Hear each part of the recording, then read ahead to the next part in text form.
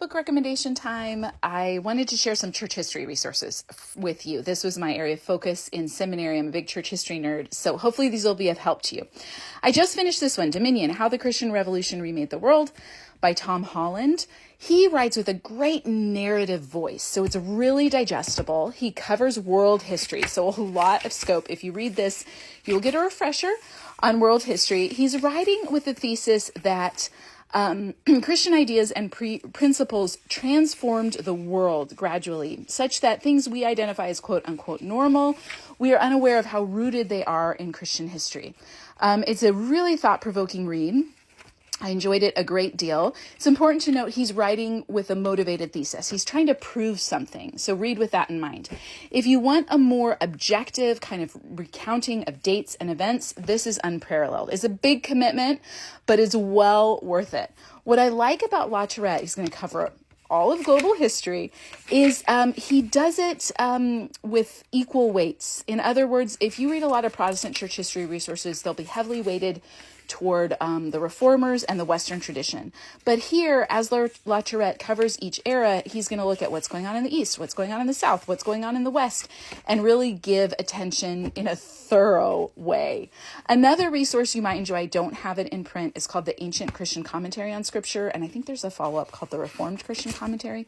It's arranged like a commentary, so by book of the Bible, but at each section, there's just excerpts from Christian thinkers over the years. So that's a good one, because another way to get at church history is to read primary sources, to read what these people were writing.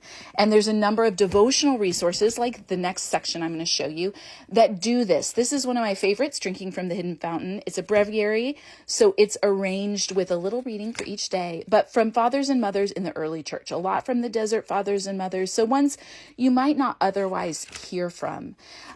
This series of books, a dear friend of mine gave this to me in college. I still have it and use it often. It's kind of arranged weekly, like a lectionary. There's a prayer, there's scripture readings, and then there's these readings for reflection. And they are excerpts from a whole bunch of different people. So these are great ways to be introduced to Christians you might not otherwise hear much from, particularly those of us in the evangelical tradition or who grew up in that.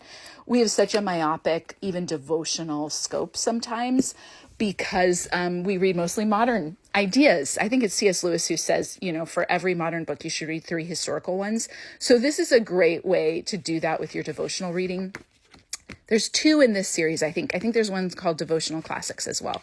These are arranged topically, but similarly, you're going to be introduced to a number of different Christian thinkers, and then you could go back and read more from them or go to something like this. So reading primary sources is going to give you more of a patchwork understanding of Christian church history rather than a linear one, but that's okay. Better than nothing, right? It's going to give you a broader scope.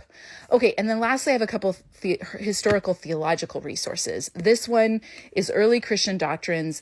Both of these are arranged like a systematic theology, which I'm not a huge fan of systematic theologies. I've written about that recently, mainly because they encourage us to come up with these tidy categories, and then we sometimes can feel like we have arrived at the correct, capital letters, interpretation. And resources like this help give a historical scope and say, these are how these different ideas developed over time, how these thinkers were influenced by what was going on in the culture around them. And that can help us come to doctrinal and theological humility. Most of us are probably little heretics in some ways. And we can cultivate charity and humility in a really meaningful way, even in our doctrinal understandings. So people recently were asking for recommendations on a systematic theology. And so if I'm going to recommend any, this would be one I would do. It's accessible, it's arranged systematically, but it is going to have that corrective. And then I want to include one I'm reading right now, The Mystics Would Like a Word, 6 Women Who Met God and Found a Spirituality for Today by Shannon Evans. This one is a mixture of historical detail and devotional perspective. I wanted to include it to spotlight the way a number of these resources are, in the same way that they skew Western or they can skew in the Reformed tradition, they can be male dominant.